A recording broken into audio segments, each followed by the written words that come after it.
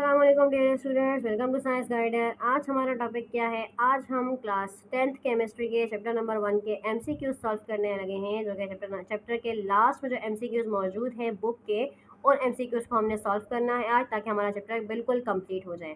तो स्टार्ट करते हैं अपने एमसीक्यूज। पहला एमसीक्यूज क्या है? Which statement is false about dynamic equilibrium? के डायनामिक इक्विलिब्रियम के बारे में कौन सी स्टेटमेंट गलत है, तो वो बताइए। First, it takes place in close container, concentration of reactant and product are not changed, rate of forward reaction and is equal to rate of reverse reaction, equilibrium can't be disturbed by any external stress। तो इसमें correct option कौन सा है? Second है, concentration of reactants and product are not change. ऐसा नहीं होता कि डायनामिक इक्विलिब्रियम के अंदर कंसंट्रेशन जो है वो चेंज नहीं होती, तो चेंज होती हैं। बाकी सब डायनामिक इक्विलिब्रियम के बारे में करेक्ट सेंटेंसेस हैं। तो करेक्ट ऑप्शन हमारा आंसर क्या होगा? Option number B. सेकंड क्या है हमारे पास? Consider the following reaction and indicate which of the following best describes the KC expressions. अब आपको इक्वेशन दी हुई है, केमिकल इक्वेशन, और कह रहे हैं कि हमें ये बताइए कि इस केमिकल इक्वेशन की एग्जैक्ट करेक्ट एक्सप्रेशन कौन सी है। तो हमने केसी की एक्सप्रेशन बनानी सीखी थी इस पूरे चैप्टर के अंदर, तो हम अच्छे से बता सकते हैं केसी की एक्सप्रेशन क्या होती है। लॉ ऑफ मास सेक्शन में हमने पढ़ा था कि केसी की हमारे पास एक्सप्रेशन क्या बनती है? Product over reactant. और हमने ये भी सीखा था कि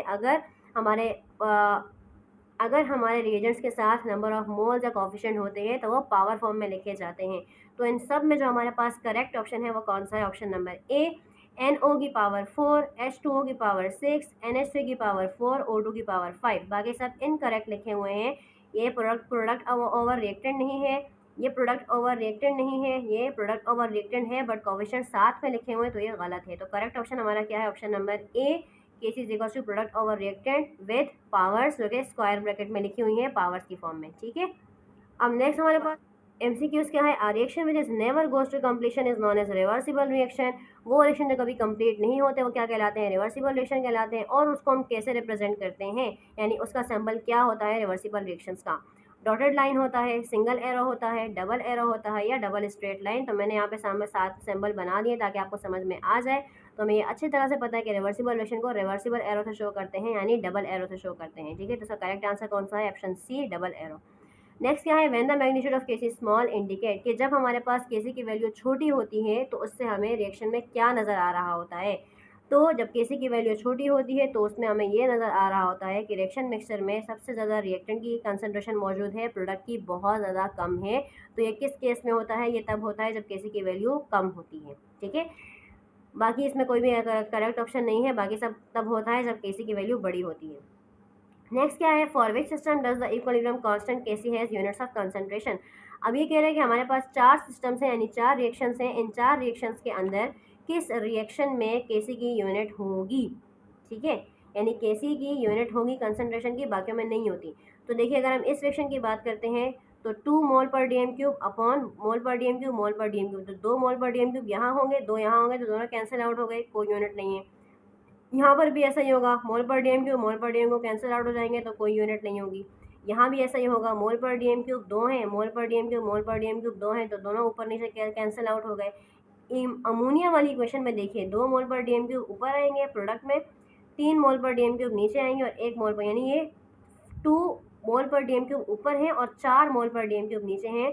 तो जहाँ पर केसी की यूनिट ऑफ कंसंट्रेशन बनेगी वो रिएक्शन हमारा ये वाला है। ठीक है, नेक्स्ट देख लेते हैं the unit of Kc for reaction. अब कह रहे हैं इस रिएक्शन के लिए केसी की यूनिट क्या होगी, तो बताइए।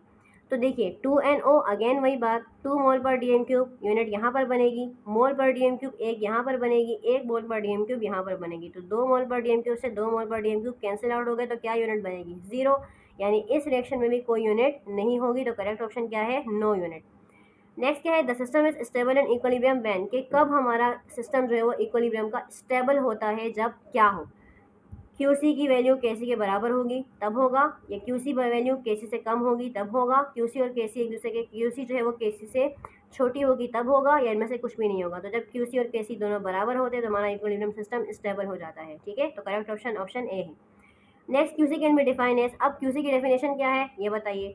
तो ratio of product over reactant, ये क्वेश्चन नहीं, ये डेफिनेशन नहीं है। Ratio of molar concentration of reactant product over reactant at a specific time, के प्रोडक्ट ओवर रिएक्टेंट की मोलर कंसंट्रेशन जब हम मखसूस वक्त पर लेते हैं तो उसको कहा जाता है क्यूसी, यानी रिएक्शन कोशेंट। तो करेक्ट आंसर हमारे पास ऑप्शन बी है, बाकी दोनों भी नहीं है। ठीक है, नेक्स्ट देख लेते हैं विच of the following represents backward reaction. अब इन्होंने आपको 3 सिस्टम बनाकर दिए हैं कि इनमें से किस सिस्टम में ऐसा होगा कि रिएक्शन बैकवर्ड जाएगा, तो ये बताइए। देखिए फर्स्ट सिस्टम में देखो, अगर आपके पास रिएक्टेंट की तादाद और प्रोडक्ट की तादाद आपको सर्कल्स की फॉर्म में बताई हुई है, तो प्रोडक्ट देखो सिर्फ 3 है, रिएक्टेंट देखो कितने ज़्यादा हैं, ठीक है। यहाँ पर देखो प्रोडक्ट बहुत ज़्यादा है, रिएक्टेंट नहीं है, बहुत कम है, यहाँ पर दोनों बराबर हैं। तो किस रिएक्शन में रिएक्शन बैकवर्ड जाएगा यानी रिएक्शन रिवर्स होगा, तो हमारे पास किस में होगा, इसमें होगा, ऑप्शन 2 में होगा, क्योंकि जब हमारे पास प्रोडक्ट की कंसंट्रेशन ज़्यादा हो जाती है तो वो रिएक्शन की तरफ मूव करता है, रिएक्शन बैकवर्ड जाता है। तो ऑप्शन नंबर 2 हमारा सही होगा कि ऑप्शन नंबर 2, जहाँ प्रोडक्ट की कंसंट्रेशन जैसे ही ज़्यादा होने लगती है तो प्रोडक्ट अगेन रिएक्शन में कन्वर्ट हो जाता है। तो हमारा ये करेक्ट आंसर है ओनली 2।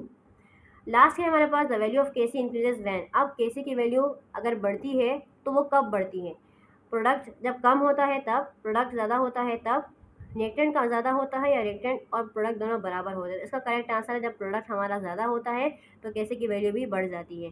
तो ये थे हमारे पास चैप्टर नंबर 1 के एमसीक्यूज। अब हमारा चैप्टर नंबर 1 बिल्कुल कंप्लीट हो चुका है। हो सके आपको तमाम चीज़ें समझ में आई होंगी, फिर भी समझ में ना आई हो तो आप मुझसे पूछ सकते हैं। वीडियो पसंद आए तो वीडियो को लाइक करें, शेयर करें, चैनल को सब्सक्राइब कर दें।